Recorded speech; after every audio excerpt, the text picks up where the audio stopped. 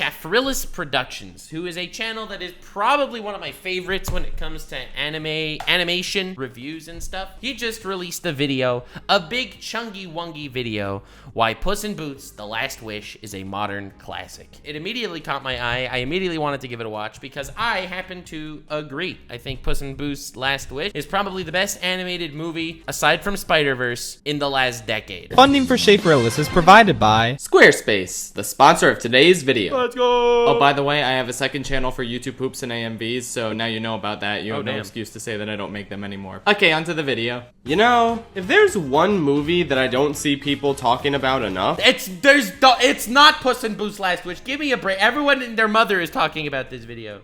it's Puss in Boots: The Last Wish. Okay, dude.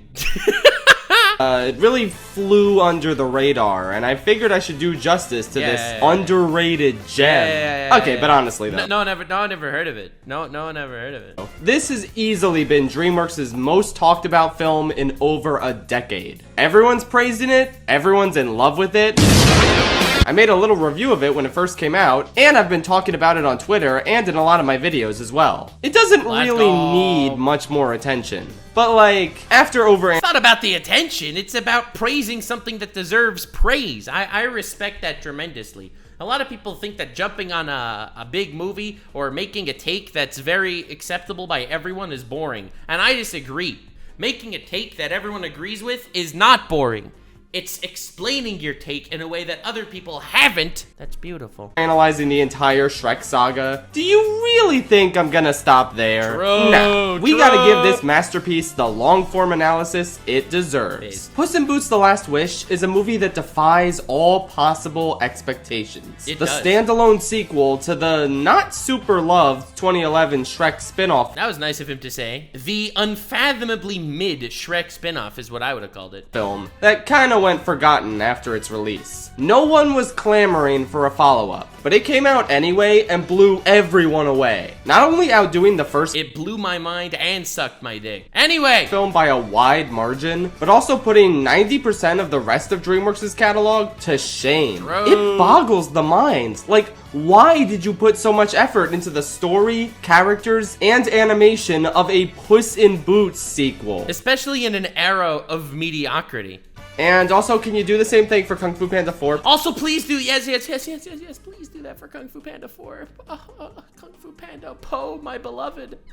Oh, we need someone to inject some more of that tigress hentai into the internet. It's been a wasteland out there. Pretty please. Not a furry. But I'm getting ahead of myself. Let's unpack every aspect of this wonderful return to form for DreamWorks and see what there is to say about it. Starting with...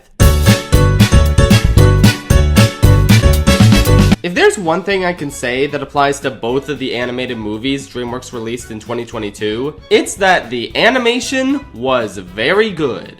Well, that's everything I have to say about the bad guys. There you go, I reviewed it. Oh, the roast!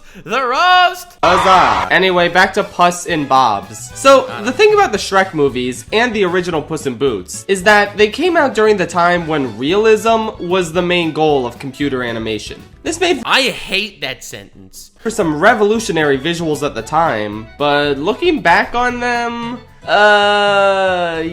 yeah. I mean, Shrek 4 kind of holds up okay animation-wise, but everything else is noticeably dated looking, which makes the sudden style shift present in The Last Wish utterly jarring in the best possible way. Incredibly based. Preach, King.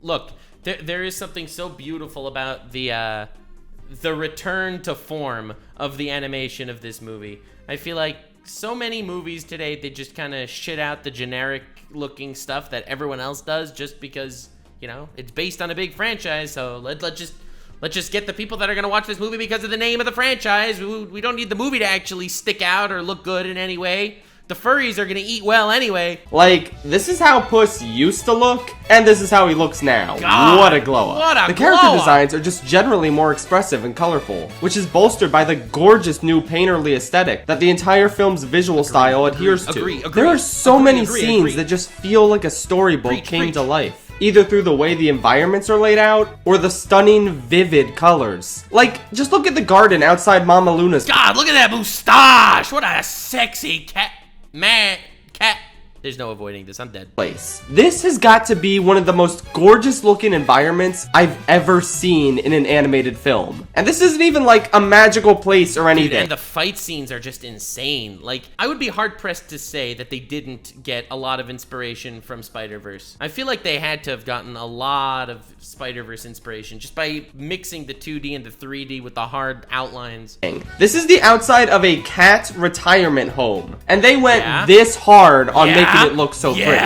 Imagine what they could do with some legit magical locations. Oh wait, you don't need to imagine it. It's in the movie, dumbass. Keep watching. Damn, he got us so vibrancy of these posies, or the stunning setting of the final battle atop the wishing star. It's unbelievable how above and beyond the animators went on these incredible backgrounds and details. But like many classic fairy tales, this one has a lot of dark elements to it, and the animation supports this. It's beautiful. It's like, yes, it's a fairy tale and technically like a kid's show type thing, but also they're not babying you. They have the darkness. They also aren't overly dark and dramatic. Moments along the way are lit in a sufficiently dark. The sound design is also just godly. Dark manner to really let the intention of the scene set in. It's a movie that embraces the full gambit of how fairy tales can make you feel. Taken in by whimsy 1 second and then being terrified the next. But then there's the obvious boons to this animation style, the action scenes. I've said it before, but as soon as you see characters start dropping frames, that's how you know you're in for some good shit. It happens as early as the opening action scene against the giant. I don't know if I it really lets you know that wording exactly. It's not dropping frames as much as it's just the incredible stylization of it. Yeah, we're gonna go ahead and push the capabilities of the medium of animation harder than any DreamWorks movie has ever done before. That's on top of the impact shots, where the background reacts to the giant getting hit, as well as the way the camera follows Puss as he dodges the bell and makes his way over to said giant. The cinematography does as good a job at immersing you into the scene. Dude, when I first saw this this fight scene here of the whole giant guy versus Puss in Boots, here, look at this scene. Right? But makes his way over to said giant. Look at the this cinematography does as good a. This is Attack on Titan. This is literally Attack on Titan tier. Puss as he dodges the bell and makes his way over to said Look giant. At this. The cinematography does as good a job at immersing you into the scene as the animation style. It really is something special by the standards of this franchise and studio. They also go all out with simple traveling scenes, like the one where Jack Horner is pondering the orb. I freaking love Jack Horner so much. That man is such a beautiful man. Oh my god, I love him so much. Only for it to zoom into silhouettes of all the other characters. God, just talk about a movie with full confidence in its visual style. There's never a dull moment visually. Every frame just conveys a complete mastery over what's needed for the scene to pop. But this is pretty obvious to anyone who has eyes. True. As someone with eyes, I noticed this as well. Fortunately, there's a plethora of substance in this film that does a great job of matching its Fellas, is it gay if the sexy wolf is a man? incredible style. Let's go ahead and talk about what each character brings to the narrative. This film also has the distinction of telling one of the best stories in any DreamWorks movie. And as much as I enjoy the way the Shrek series subverts classic fairy tale tropes and stories, I think that right off the bat, you can really see the emotional maturity of this story in comparison, when it proudly proclaims this story is a fairy tale, without any sense of irony or cynicism. Just simply hearing Puss in Boots recount the legend of the wishing star is very much the opposite of what you'd expect from a Shrek film's opening. I see that. I actually like that. It's true. I didn't actually consider that per se, that this is very much a fairy tale, but it is. And fairy tales do have fantasy, they do have dark elements, and they do have a lighter side to it. So that's very valid. I like that. It's a good take. That's kind of this film's main MO. Not electing to subvert fairy tales, but instead to embrace them and kind of make them cool again in a much more sincere way than what Puss in Boots is the Donald Trump of fairy tales. Making fairy tales cool again! Let's go! Shrek did. The entire concept of the film revolving a magical forest that terraforms and changes the obstacles in everyone's path based on who's holding this map. That's genius! It's the kind of incredibly creative fairy tale concept you'd want to see an entire movie built around. And it manages to say a ton about its characters in the process. Speaking of said characters, why don't we kick things off with Team Friendship? Starting with the doggo who named the team, Perrito. I made a stupid joke in my video on Puss in Boots analyzing Death's character development. And I was like, and the team is Puss in Boots, Kitty, and a stupid dog. And everyone was like, how dare you call Perrito a stupid dog? He is literally the glue. It was a joke, guys. It was a joke. I love this pup so much. Yeah. I was really dreading his character going into the movie because the trailers made him look like the obligatory generic comic relief sidekick. It literally did. That would really drag down the movie. And that is what I thought he was. For like literally half the show, I was like, damn, this guy's just annoying. And then I realized, wait a second, this annoying character is probably the most important character in the entire tale somehow. What? And when it finally hit me at how like beautiful he actually is to the story, I had to sit down and make it more kid friendly. Then I watched the movie and Oafish munching stupid little cocksucker. Yeah, so not only is Perrito hilarious, but his presence honestly enhances the film in incredibly unexpected ways. He needed to be there. It's having this dude as the ultimate wingman.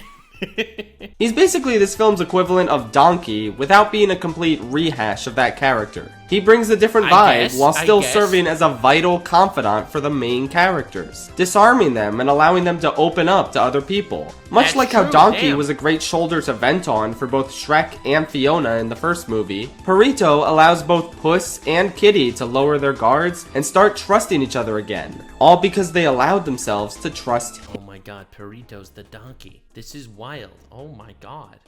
He's crucial to both of their character arcs. Plus, his incredible optimism serves as a welcome. I think it's the optimism part that really hit me so hard. The fact that he was just... Every character in this entire movie has an ulterior motive, right? Goldilocks is trying to get the thingy because she wants to find her real family. And, like, it's not a betrayal per se to the bears, but it's a semi-betrayal to the bears. Right? And almost every character has an ulterior motive. And then there's Perrito, a beautiful pup. Literally no ulterior motive. Just a nice guy that wants to do the best for his homies. Contrast to their pessimism. I mean, this poor puppo has the most tragic backstory in the entire Shrek franchise. And he's so innocent wholesome and trusting that it doesn't even register to him that he's supposed to feel sad. This leads to a scene that's funny, which is a hilarious moment in the actual show. Like in a movie, it's an actually hilarious moment where he talks about his tragic backstories, but it's like, but it's all so sick because now I got to see all of you guys, and you're like, holy crap, this guy needs an insane asylum, and let alone years of therapy. But also upsetting at the same time. A crazy feat to pull off. It's also the first time Kitty expresses concern for another character. She goes from not trusting Perrito and assuming him being nice is a facade, to actually getting wrapped up in the emotional turmoil he doesn't seem to have.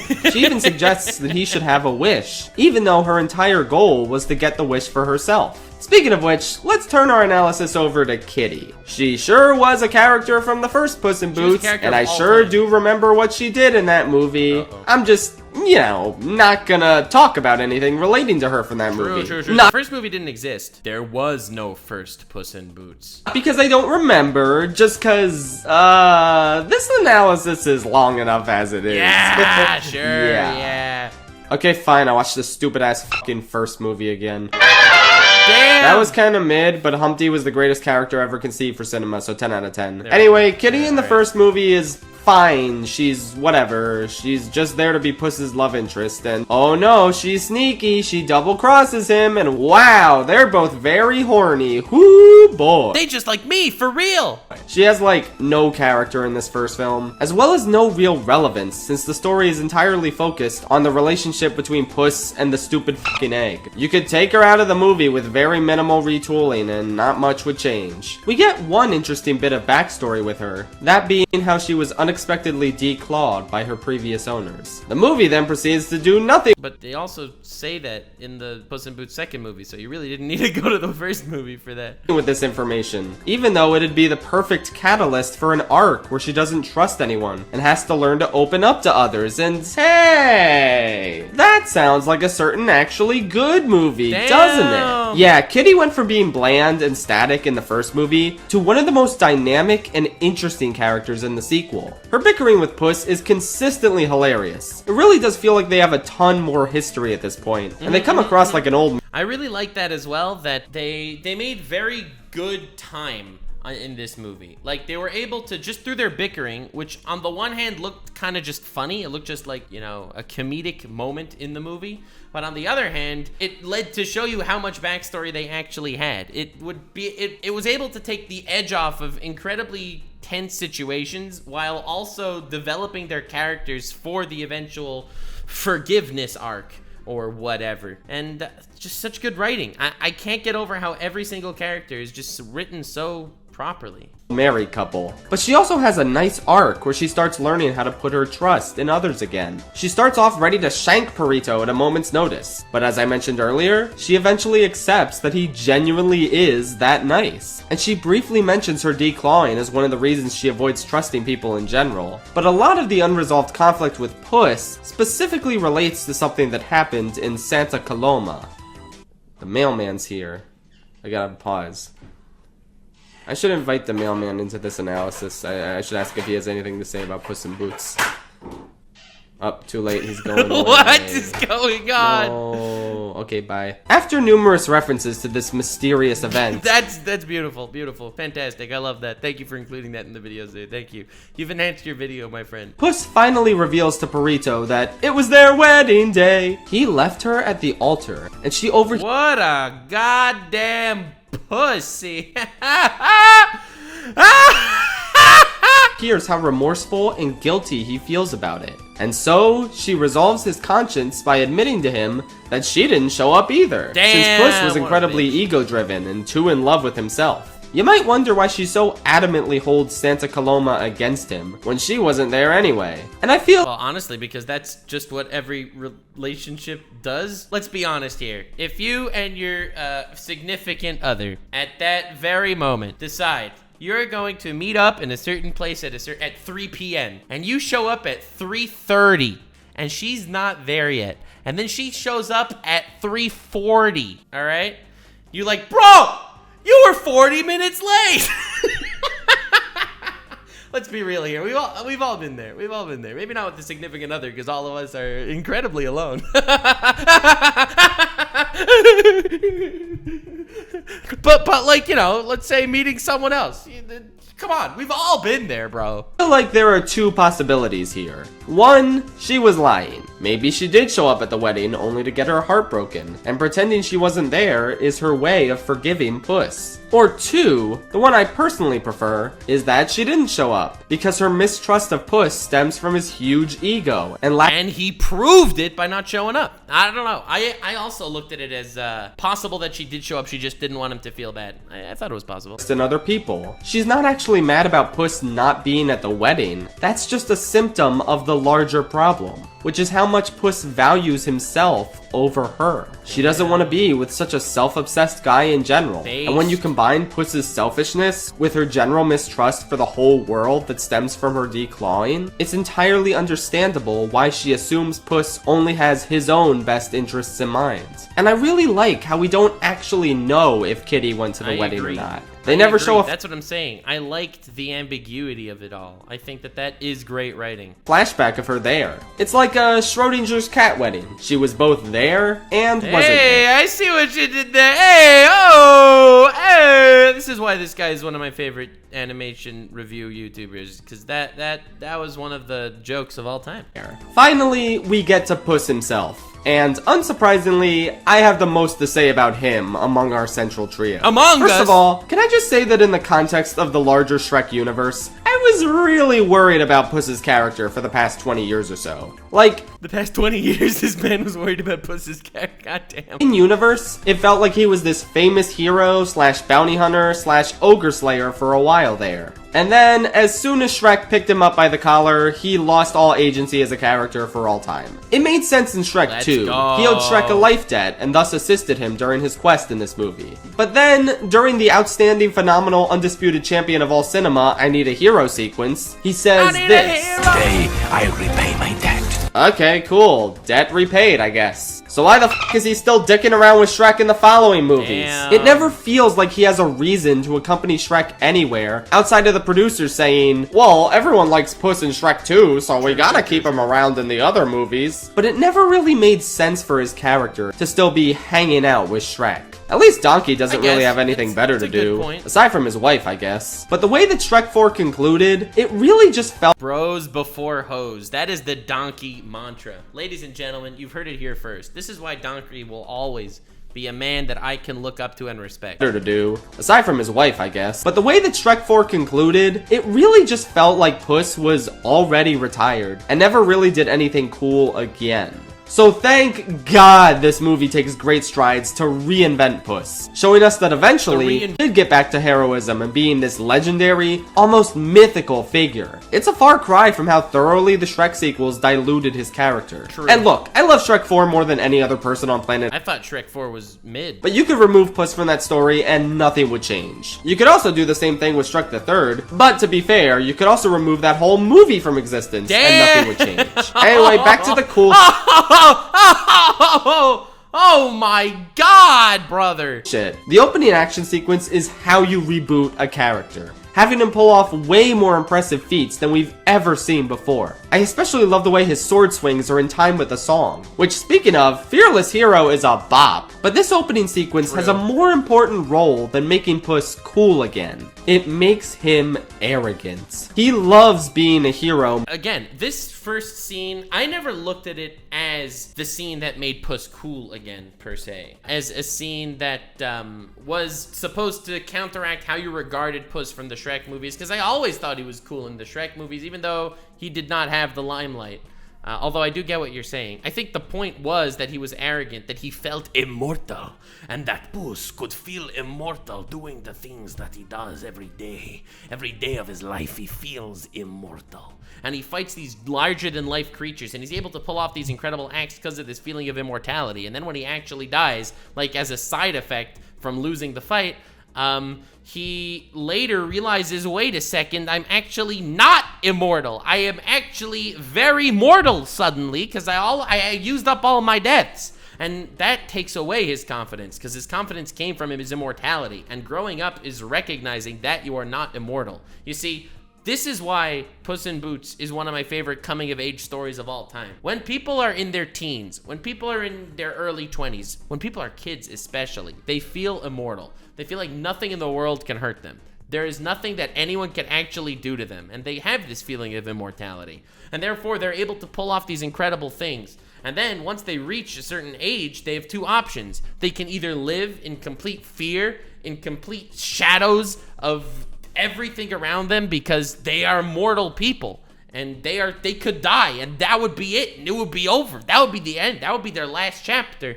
But then if you live a life like that, you'll end up looking like Puss in Boots in the retirement home for cats. You'll end up looking like someone washed up that has no meaning in their life. So you have two options.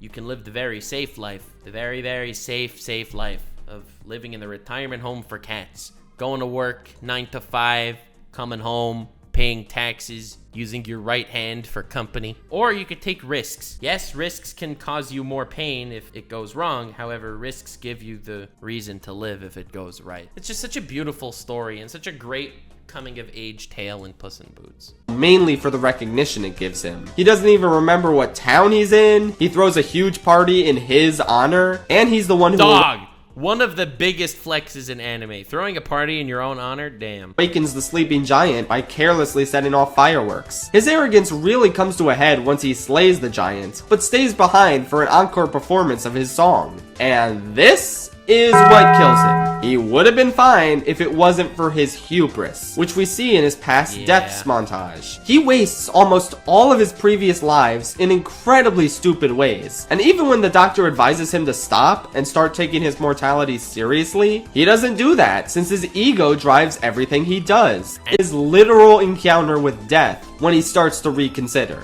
He goes to the cat home and his dignity collapses. I guess one of the few problems I have with this movie is that it feels like we spend a while here, and you could have cut that time down. Yeah, but it's still I would agree unnecessary. with that. I agree with that. But I think it goes to show how far a legend has fallen. I think that it's impactful, but I do agree it was a bit long. Way to break the hero down and show him at his lowest point thus far. I mean, I guess technically his lowest point was being in Shrek the Third. Damn! Stop killing him! He's already dead! But let's not worry about that. It's also a great idea to take away his sword for the majority of the movie. A crucial aspect of his heroism is now gone, and he's unable to reclaim it until he proves himself in the final showdown. And again, the sword obviously is representing so much more than just, you know, his heroism, because the concept of death saying, pick it up,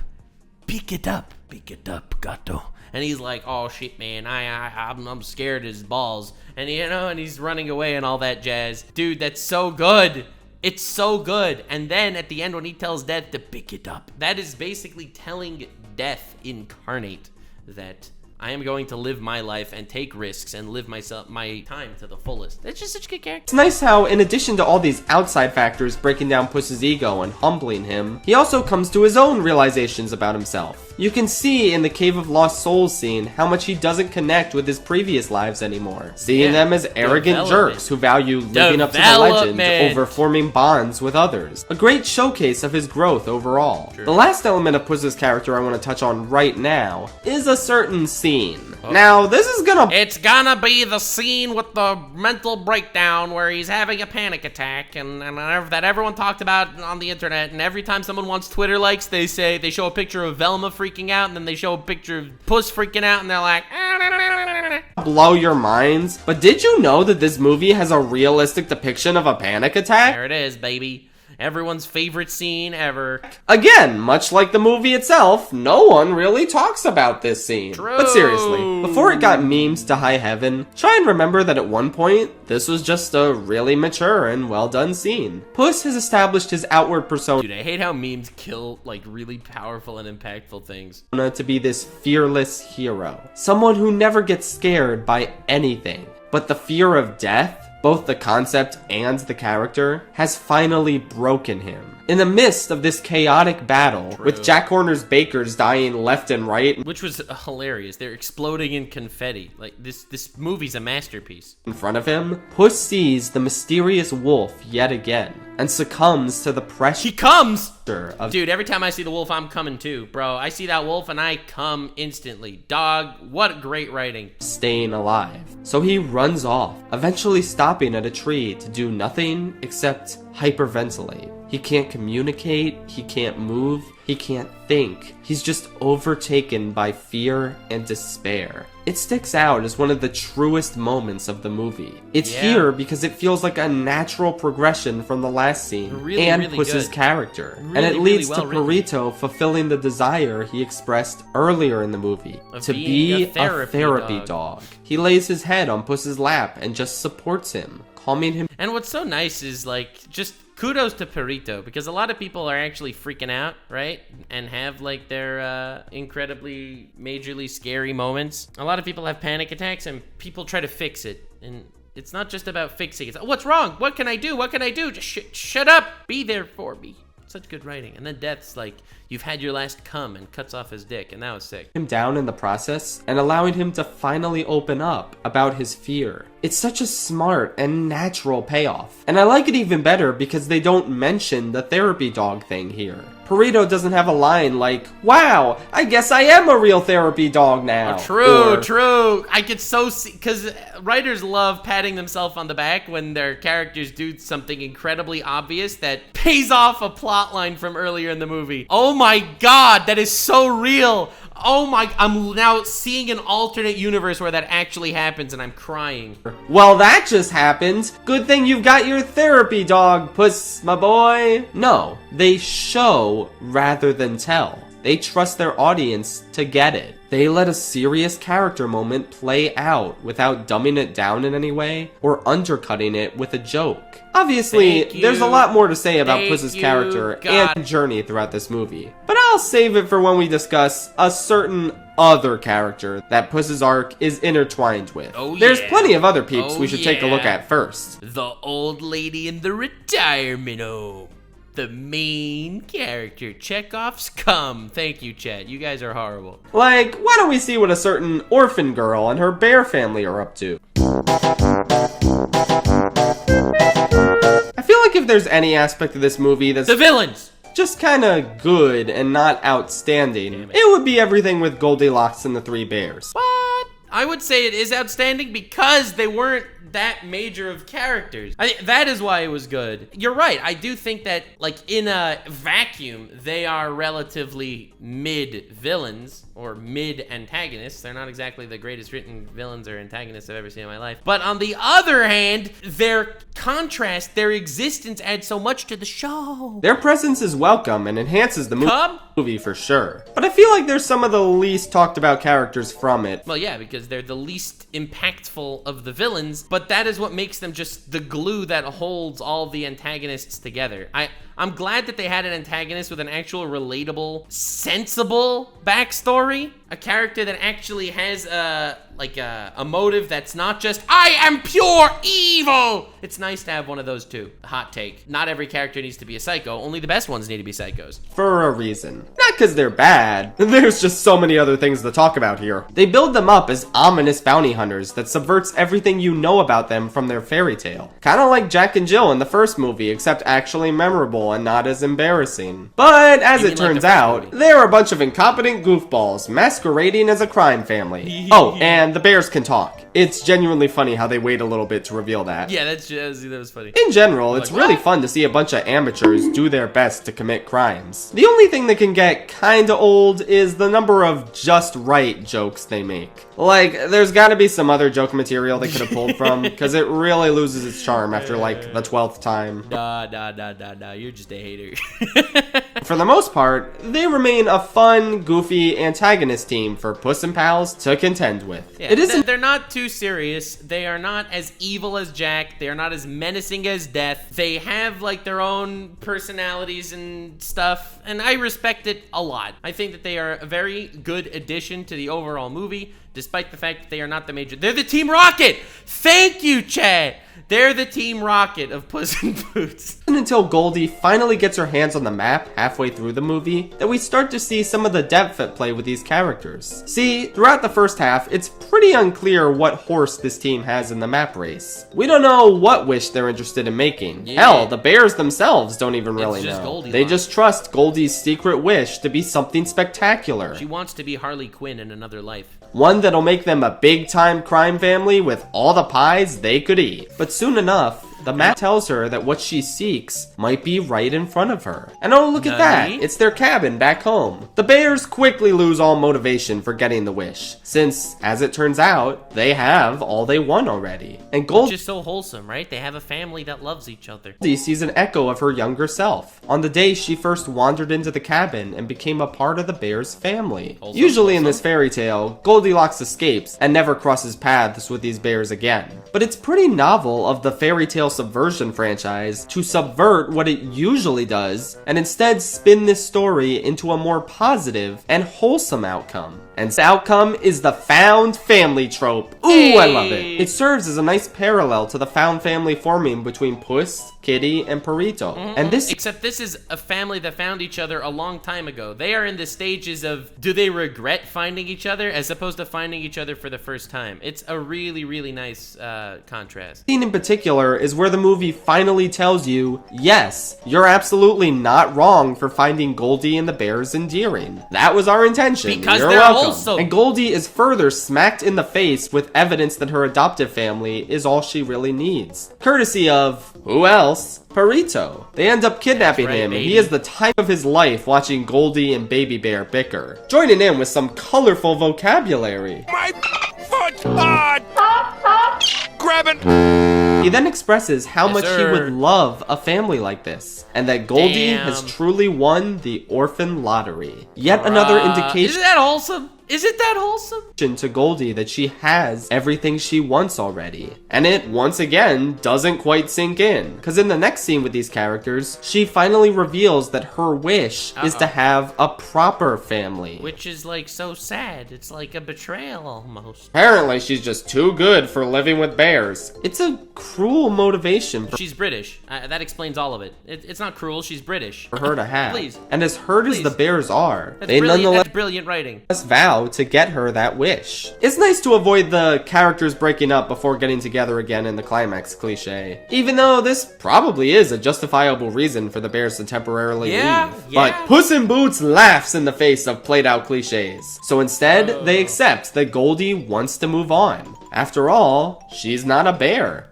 Hey, wait a minute. Bruh. Just wish to be a bear. Problem solved. Okay, no. We She's can British. We've established this. even have a spin-off of this spin-off, Sister Bear. The first DreamWorks film to make negative money at the box office, since Disney proved twice that audiences hate it when people turn into bears. So, armed with the knowledge that Sister Bear would utterly bomb, Goldie resolves to wish for human parents. But ultimately, she lets the wish go when she has it in order to save Baby, renouncing the wish Which is since so she realizes awesome. that the bears were her true family all along. It's a very simple arc and predictable conclusion for this side story, but I think It's beautiful. And again, I reiterate, these characters do not exist in a vacuum. This is comparing them who are going for the wish for someone else, Jack Horny, who's going for the wish, right? And the contrast cannot be starker. nice to have it in here. I think I said in a previous Shrek analysis that I'm all for redeeming villains whenever it's appropriate. And that's very much the case here. Agreed. Goldie and the Bears may have had the weakest storyline in the film for me, but the way it wraps up is just right. Agreed. The Bears even got their unofficial wish of wanting a bunch of pies, since they get to take over a certain pie factory. Yay! And Talk as about for the everyone horny man. else Talk about the horny officially man. vying for the wish, it's nice that they all realize that none of them actually needed it this whole time. Goldilocks already had the family she was looking for. Kitty already had someone she could trust in Puss. Puss already had enough with God, I wish Pussy was real. one life, and he just needed to value it. And there's one other character who should have been satisfied with the abundance of magic he had, but just wasn't. Yes, he wanted more. Just needed more. That's my boy, Jack Horny over here. Listen, there is one part of your body, the smallest part of your body, no offense, and the bigger it gets, the hungrier it gets. Ladies and gentlemen, I am talking about your penis. He Round had of the applause. shallowest wish, and yet he's the only one who couldn't give said wish up. Yeah. Let's talk about I freaking love Jack Horner. I made a whole video on this man. back when the movie first came out. I was a tad bit worried that I was going to be the only Jack Horner enjoyer, since I didn't really see What? anyone else talking about him online. He's an irredeemable monster, and he's beautiful. The discussion was all about the wolf, Goldilocks, and Puss himself. And I figured I would just have to be Jack's main promoter, much like how I am with Crab Boy. But fortunately, the public reaction to this irredeemable monster was merely a bit delayed. I guess people just needed time to process all this villainy goodness. True. But yeah, a True. few weeks later, everyone started talking about how He's much amazing. they enjoyed Jack He's Horner. beautiful. To the point He's where he's hot. probably the second most discussed character in the movie after Death. Agreed. Which is funny since true. there isn't a whole lot to analyze about him. He's I just disagree. a fun, pure evil villain. There with is no- something so beautiful about a pure evil villain. There is something so beautiful about it, and it's because he's irredeemable. It's because they don't try. It's because they realize that no, not everyone needs saving. I'll be honest. So as a lot of you in chat might know, I am currently rewatching Hunter x Hunter, and I'm at the end of the Greed Island arc after Gon beat the bomber guy. Okay, and Gon makes sure to use his special Angel's Breath card to heal the bomber guy. Literal nutcase, crazy psycho serial killer. And he uses it to heal him because, like, you know, everyone deserves, like, best treatment and stuff. And while I do sort of get it from their perspective in the show, I'm so sorry. I am so sorry, but I hate the trope of forgiving bad guys. Forgiving bad guys is one of my least favorite tropes. Actions have consequences, And if this dude is a horrible, evil dude, freaking let him bleed out on the ground. No emotional baggage or compelling backstory to make him relatable or understandable. Which is wild, since having a one-dimensional villain could be considered a knock against the movie. I like what you said there. Having a one-dimensional villain could be a knock against the movie. However, you make such a beautiful point. Having a one-dimensional villain would be a knock against the movie if it wasn't for the wonderfully three-dimensional Goldilocks character, who, in a vacuum, is not that impressive, whereas Jack Horner, in a vacuum, might not be impressive either. The beauty of this character is that all these people want the wish. You got Jack Horner, the man who's just unapologetically evil. Man is capitalism on crack. And then you have a character like Goldilocks, who socialism on crack. But then doesn't like the programs. The programs are not good enough. All right, I'm gonna get canceled. But that's what I'm saying. All the villains in this show are actually, the fact that they don't exist in a vacuum makes them so much better. And yet, it's an aspect that's been universally praised here. Why do you suppose that is? Well, let's explore that, shall we? Please, please, and use your British accent so that I can vomit in my mouth a little bit. Oh, let's not forget what franchise this is. It's a Shrek, the certified anti-Disney franchise. Ever since its conception, it has existed to push back against and subvert Disney and their signature brand of fairy tales. Traditional musical numbers get replaced with pop music. The beautiful princess becomes an ogre and stays that way. The characters swear and make innuendos and all— Oh damn, was that Lord Farquaad over there? God damn, Markiplier looking hot today. all that goofy stuff. It's a rejection of the ultra family-friendly traditional values depicted in Disney's earliest and simplest fairy tales. And it works. It's not 1937 anymore. I think we need to replace Snow White and the Seven Dwarves. Wonders when it came out a few years after the Disney Renaissance concluded. But times have changed for the studio.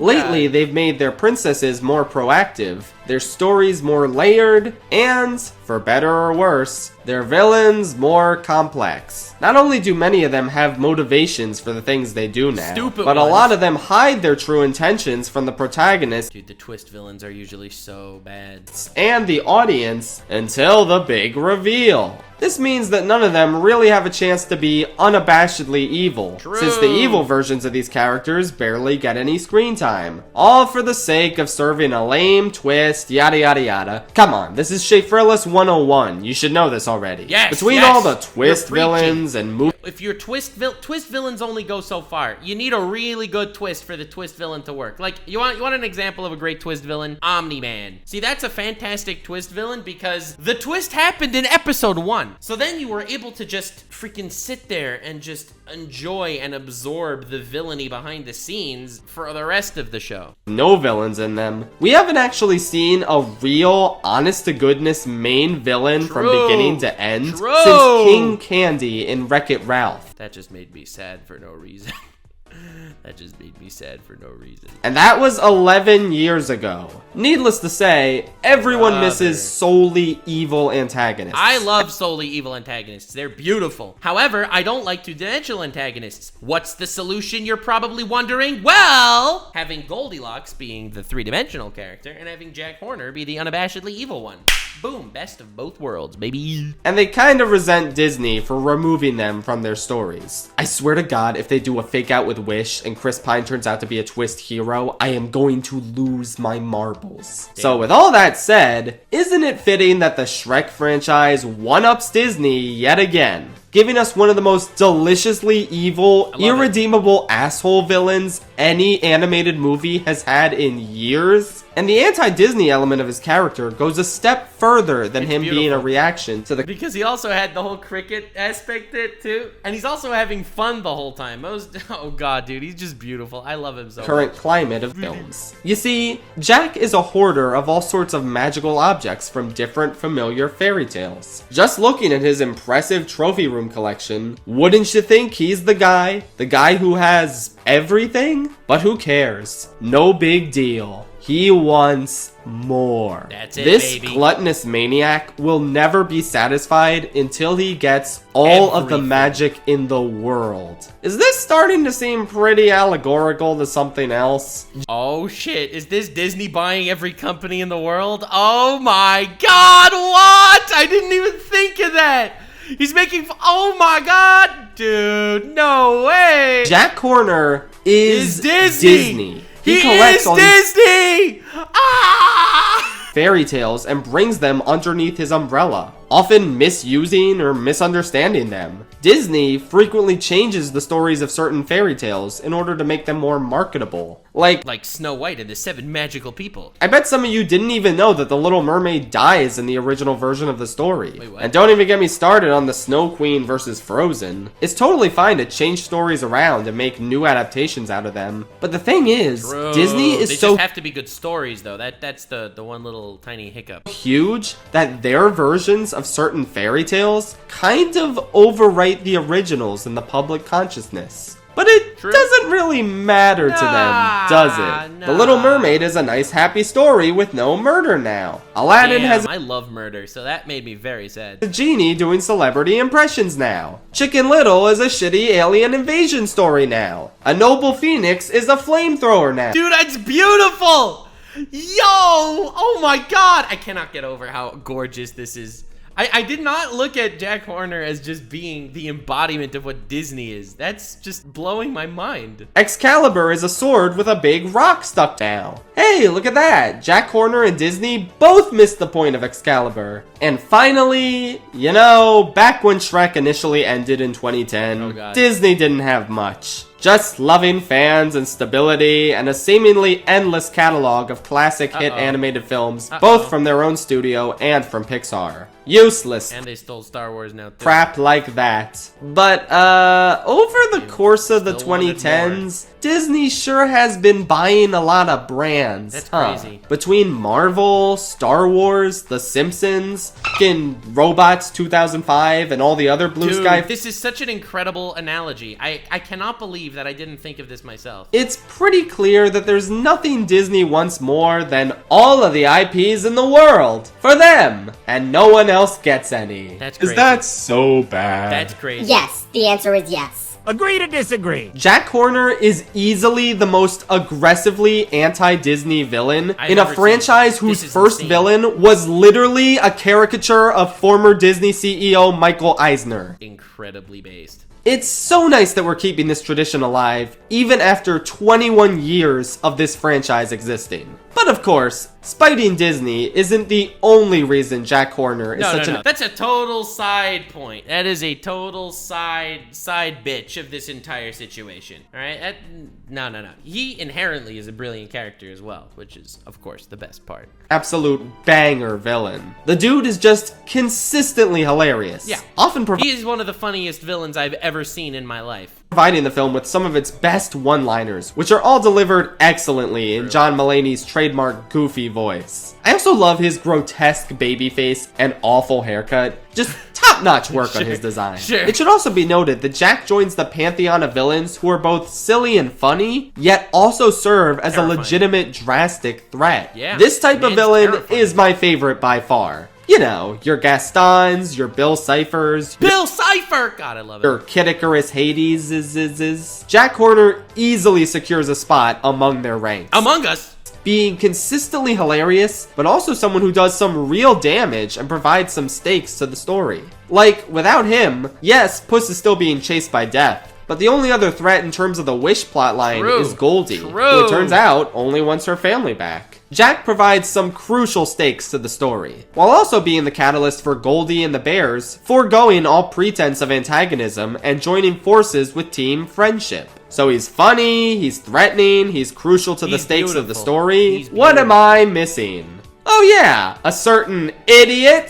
One of my favorite Jack jokes is undoubtedly that hilarious ass cricket. Not only is his chemistry with Jack great, It's because they want the audience to know, without any doubt at all, that this man is an irredeemable monster. So what's the best way to do that?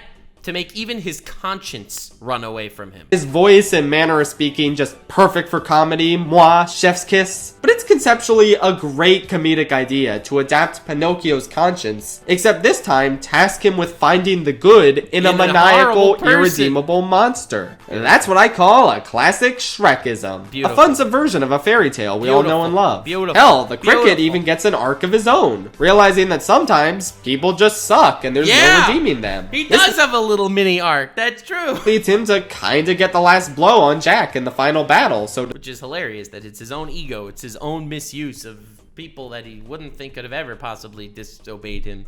That's where he finally takes his L. to speak, when he burns up the last piece of the map and prevents Jack from getting his wish. And he even gets an epilogue scene with the bears. Like, they really went above and beyond for a gag character. In fact, now that I'm discussing all the funny Jack and his cricket buddy give us, now would be a good time to mention that this is just generally a funny-ass movie. True. It really isn't fair how this movie, much like Spider-Verse, just has it all. Stellar, game-changing animation, gripping drama, a mature tone compared to its contemporaries, John Mulaney, and really strong humor. Nearly every Jack and Cricket line is comedy gold. Of course, we all know this. But there's a lot of funny to be had from Puss and Kitty's bickering, the bears' bumbling attempts at being threatening, that one cameo from the "Oh cat," since that's one of the only memorable gags from the first movie, and Perito's innocence and optimism. Oh, and also his swearing. Yeah, I think those censor beeps took all of us off guard, as did the surprising frequency of mild swears like crap, hell, Kitty almost saying bullshit, etc. Director Joel Crawford has stated that these were an intentional way to harken back to the edginess of the Shrek saga. And they were very welcome. The beauty of edge. God, one day Twitter will understand me. Addition. So are the hilariously gruesome ways Jack's bakers keep dying. Like, holy shit. Having so many characters perish like this adds some texture to the dark forest, while also allowing for some excellent comedic timing with— and just goes to show you truly how deplorable Jack is, right? If not for Jack just letting his people just die, damn. Some of these deaths.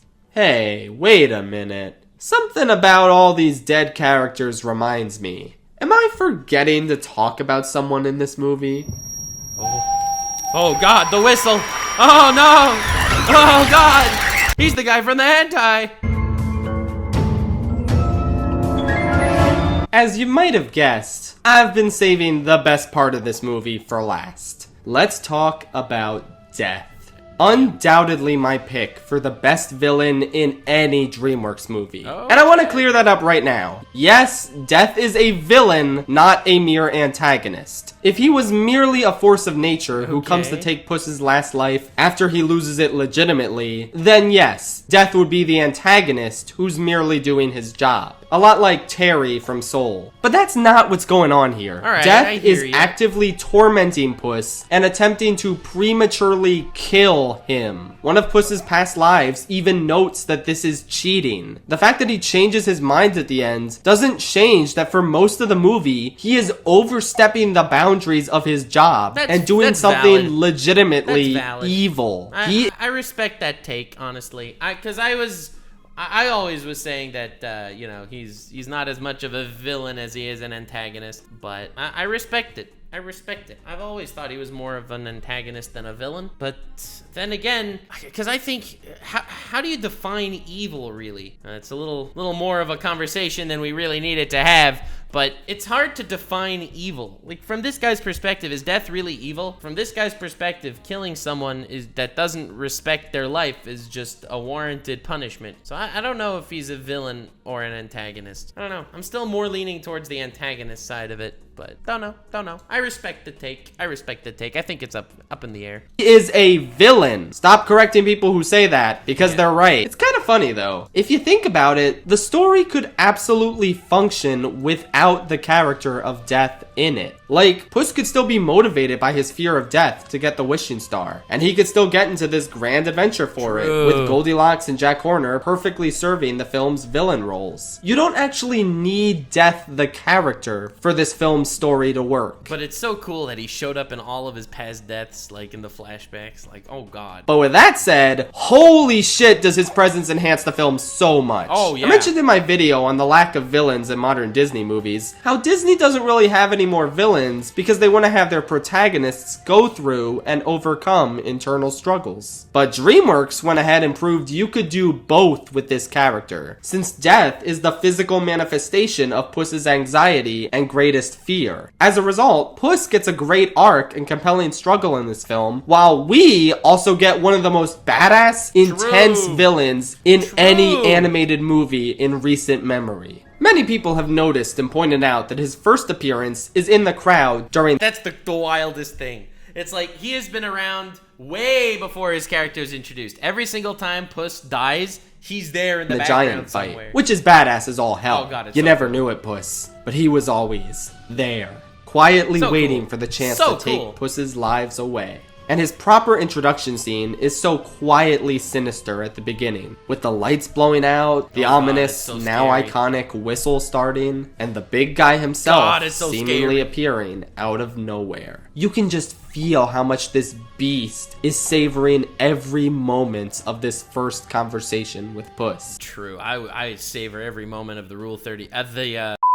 All leading up to him tapping the word dead on Puss's wanted poster. Another great detail about the scene is how Puss finished 8 glasses of milk, and now he's currently on his 9th, which he Oh, I didn't notice that. That's cute. That's cute. And he's just wasting it. All right. I like that. doesn't finish before he confronts the wolf. That's probably a metaphor for Damn. something, G. All right, that's cute. I didn't notice that. That's funny. Yeah, I don't know what it could be, though. During the fight, we get to hear Puss's signature heroic theme as he attempts to fight what he assumes is a simple bounty hunter, even though he consistently can't land a hit on him. This all culminates in the wolf doing just that to him, landing a blow with his scythe. There's even hyper-realistic blood. Yeah, everyone likes talking about that. Oh my God, realistic blood in a Pixar movie. Nani the fuck? To really signify that, holy shit, our favorite fearless hero Catboy is in legitimate danger here. I shouldn't have to tell you how hard this shot goes. Or this one. The direction and the way this moment is framed heightens the intensity and makes for one killer scene. Pun entirely intended. It also harkens back to the opening song, where Puss arrogantly sang about how he's never I laugh in the face of death. Right? That's his whole joke in the beginning, and then he wasn't laughing then. He stopped laughing pretty quickly. been touched by a blade before. He really prides himself in this fact. True. It makes him feel invincible, which is why this moment of death finally breaking this streak and proving to Puss once and for all that he is indeed mortal is huge and is appropriately given all the weight it deserves from a directorial standpoint. Dude, I love when furries gain a lot of weight. It causes Puss's hair to stand on end and turn gray. All as Death talks about how much he enjoys the smell of fear, mocks God. Puss for having his Oh, lives God. flash before. It's also cute that he's not actually explained to be Death at this point. I feel like that would have also been kind of cringe. But they did a really job not introducing him as Death. That would have really sold it. At that point, you really thought he was a bounty hunter. It's only way later in the movie that you realize this bounty hunter, that's this seemingly overpowered and almost supernatural bounty hunter, is actually Death incarnate. That's wild. For his eyes, and of course,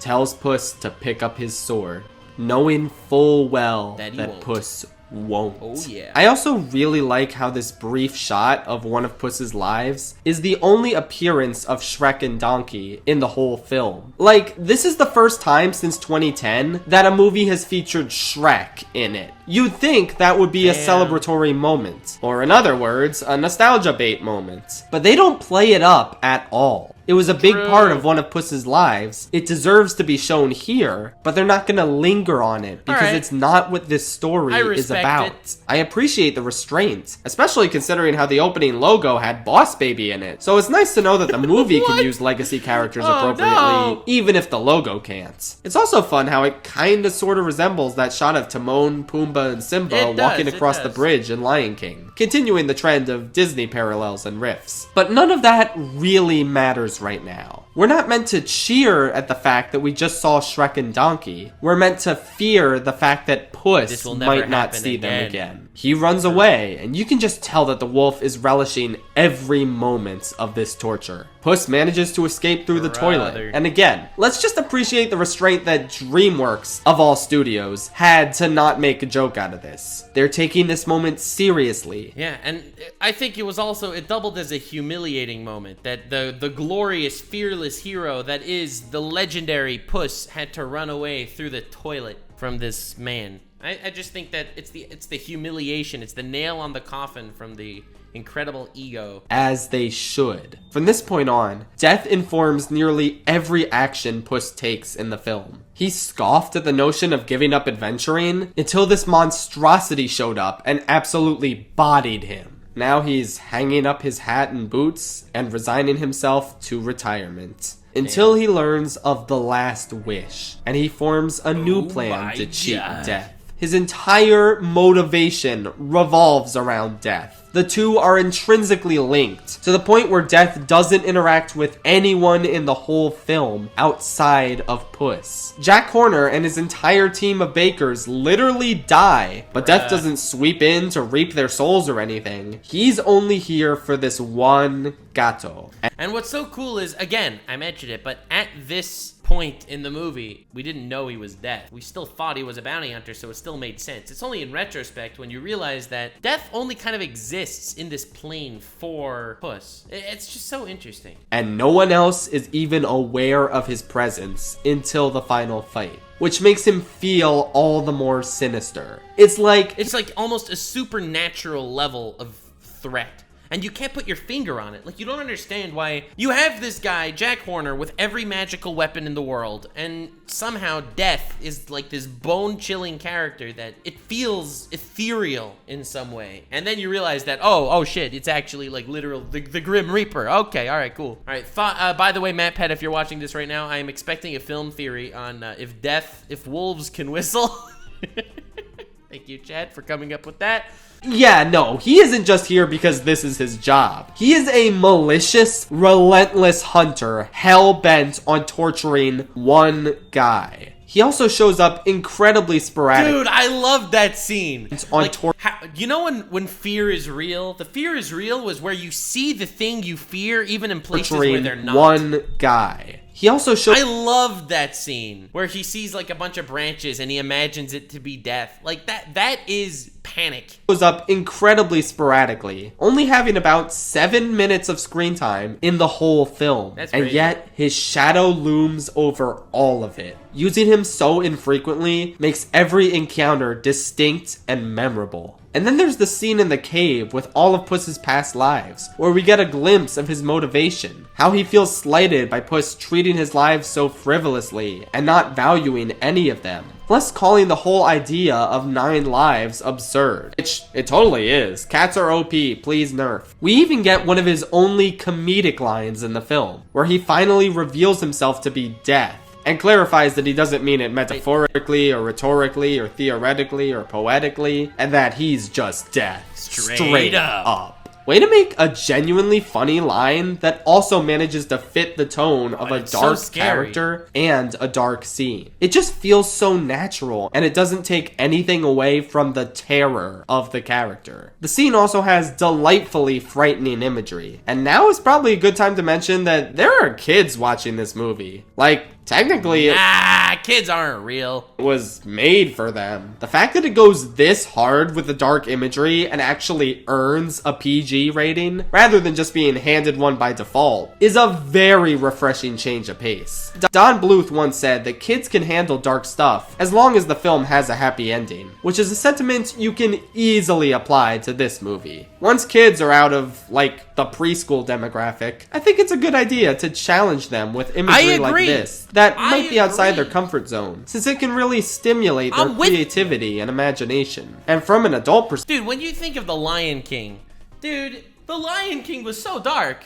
Like, you had this kid, you see his father die, and his father's betrayed by his brother, thrown off, and he's murdered, and he leaves, and dude, that's incredibly dark stuff. Holy crap, this isn't like some my dad died in shonen anime where you didn't actually know the dad. That scene is terrifying. Perspective, you can really just appreciate the artistry that goes into how they present this cunning villain, as well as get invested in how he directly ties into Puss's arc, which, of course, comes to a head in his final showdown with Death. Which is this is badass. notably the first time any character other than Puss notices him. Likely because Death doesn't care about hiding anymore and tormenting Puss from afar. He declares this to be Puss's last stand. So, he lets the others watch from the other side of the fire that makes up his boss. As these flames spout, you can hear a far more intense, orchestrated version of his theme, which previously only appeared in its chilling whistle form. He offers Puss the choice of taking the coward's way out and using the wish to get his lives back. Which I respect so much because he you know what he's really offering Puss? He's offering him a way back into the decision he made before. Because as I mentioned at the beginning of this video, the Puss character arc, which is a coming of age story. I don't know why he didn't bring that up because I think that was for me the most impactful aspect. It's a coming of age story where you have two options. You either someone at every point in their lives they realize they're not immortal. At every point in somebody's life, and you have two options at that point. You could live life to the fullest, even though you're taking risks, or you could live a meager, satisfying, relatively unexciting life and live in the homeless cat area with the old lady, the fight or flight thing. So he originally picked one and he changed to pick the other, which is obviously the moral of this story is that is the correct choice. You're not really living. It's true, you could live a long life, but you're not really living if you just run away from everything. And here, Death is really offering him that option again.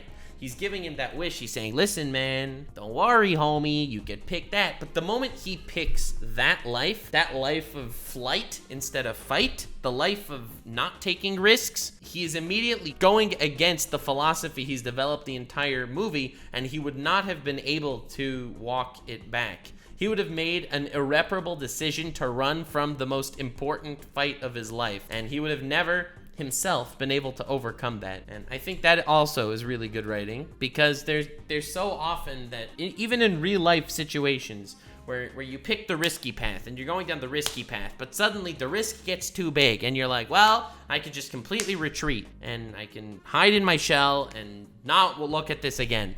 Not only did you retreat, but you retreated at a time where you needed to fight. And at that point, there is no taking that back anymore. Or finally picking up his sword and fighting. And as Puss's first life starts flashing before his eyes again, it quickly gives way to moments from his current life and the adventure he went on with Kitty and Perito. He finally accepts that his previous lives came and went, and that instead of clinging to them and obsessing over his mortality, he vows to continue living the one life he has left. It's a beautiful revelation that brings him to tears, while also enabling him to pick up the sword for the first time since the beginning of the movie, as well as spout his signature catchphrase, "Fear me if you dare." Which is just such a funny line altogether. I love that line. Then after that, you get the best fight scene in the whole movie. Everything comes together here. The emotional stakes, the fiery backgrounds, the choreography, the way Death's weapon strikes hit the ground in time with the score, the reveal of the gatito blade Kitty gave Puss, the way Puss uses the same spinning move he did in his previous encounter with Death, only to fake him out with a swift kick to the face. Oh, so good! So good! Then, the most satisfying line in the whole movie. Pick it up.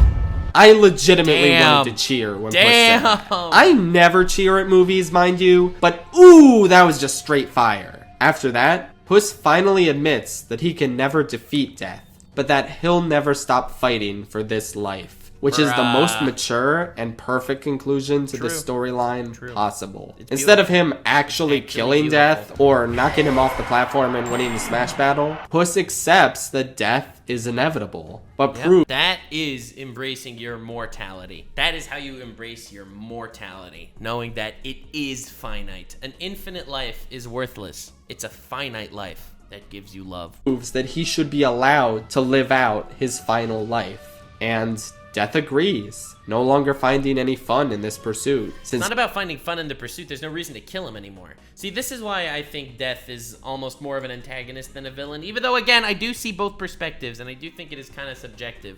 And it's because the reason why Death wanted to kill him is because in Death's mind, Puss is a villain because life and death are just regular aspects to everything. You know, people live, people die. That's just completely regular shiz. That none is more evil than the other. They are just both the way things go. That's how Death sees the world. So when you have a character like Puss, a guy who's throwing away his lives, that doesn't value life, well then, in his mind, he is committing a cardinal sin. While killing him is not his job, because he didn't use up his last life, I do think in his mind, killing him is justice. So that's why I view him almost as an antagonist more than a villain. And then, when Puss shows that he actually does value this life, suddenly, he doesn't have a reason to kill him anymore. He is not acting unjust in his eyes. He no longer sees Puss as an arrogant little legend who thought he was immortal. This line not only comes after an entire movie dedicated to humbling Puss and enabling him to let go of the legend he feels he has to live up to, but it's also a direct parallel to a line Kitty has earlier. When she tells him she didn't come to the wedding either, she says she wasn't gonna show up to marry the legend. Damn. But he doesn't seem like that guy anymore. She noticed the exact same thing Death does in this scene. After all, Death's entire character is intrinsically linked to Puss's arc throughout this movie. And nothing makes that clearer than the fact that once Puss's arc is complete, and he vows to ignore being a legend and value his remaining life, Death just leaves. They both agree that they'll meet again, and he pieces out. It's a beautiful conclusion for the character. So one good. that does. I love that you didn't actually have to defeat the villain. I feel like there's so few movies and shows where they introduce some sort of antagonist or villain, and there has to be some sort of bullshit way to beat them at the end. And I'm so happy that didn't happen. I'm so happy he didn't, like, beat him and it was over, and Death decided that, no, you did actually mature. You do value your mortality now, and I don't want to kill you. Doesn't devalue him as an unstoppable force, since it was wholly his decision to let Puss live. In a way, he kind of falls in the category of redeemed villains, since he lets go of evil desire to end Puss's last life prematurely, and returns to just doing his job, waiting until Puss dies without his involvement to finally take his life. And Puss is content with that fact. Just perfect. Would not change a thing about anything death related in this film. It makes for one of the most mature and compelling storylines I've ever seen in an animated movie. And it's gonna stick with me for quite some time. It's peak.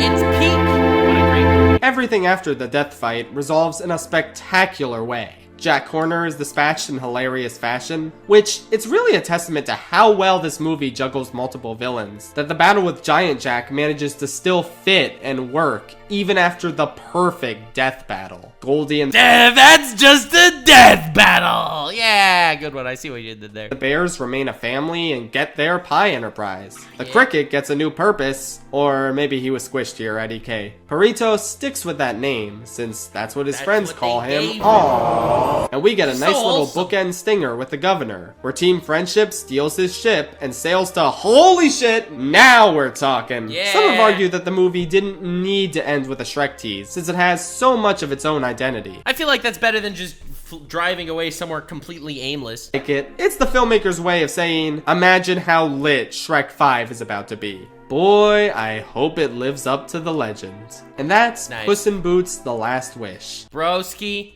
Mr. Shafrillis, this was a great video. A movie that came out of nowhere and blew everyone away. After 11 years in and out of development hell, it somehow emerged with an unbelievably creative premise, surprisingly rich and layered characters, a tone that both pays tribute to the Shrek franchise while also managing to warmly embrace its fairy tale heritage, a stunning new animation style that follows in the footsteps of Spider-Verse while also feeling distinct and memorable in its own right, and of course, one of the greatest villains ever included in an animated film. I love this movie with all my heart, and I really think it's gonna stand the test of time in the same way the first two Shrek films have, and the fourth film deserves to. Yeah. 20 years from now, I think we're all still gonna be talking about it. I do too. I think this is genuinely one of the greats. And what's so funny is that it came at a time of just complete blind spots Just at a time where modern movies are just so bad, this just showed up like out of nowhere in such a beautiful way. It's humor, it's animation, it's drama, the whole shebang. It's one for the ages, and I hope it's just the beginning of a new creative renaissance for DreamWorks. Yeah, I hope so too. Again, don't f up Kung Fu Panda 4. Please, please, I love Kung Fu Panda so much. Good night, Dark Forest. That was a great video. Check out Chef Rillis. He does good stuff. This was a banger. I really liked it very, very much. Like, subscribe, and follow me on Twitch. Stay weird, fam.